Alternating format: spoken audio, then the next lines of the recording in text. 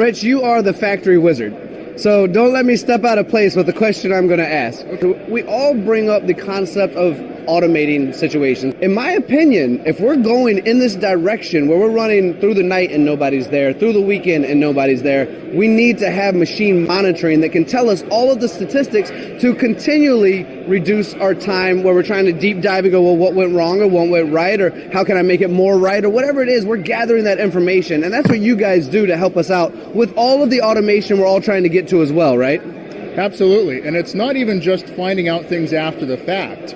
We're working with a lot of customers who have automation to give them dashboards before they leave on Friday afternoon. Look at all of the tool groups and all of the machines and see, hey, this machine's going to run for 4 hours before it runs out of this particular tool. This one's going to run for 12 hours, and then it's going to have a stoppage because it will run out of life over here. And we give them a dashboard where they can see all of that across all of the machines that they want to run lights out. So the tool guy can just go boom, boom, boom. I need to put these tools on my cart and I need to walk around the shop, and this thing's going to run till tomorrow morning.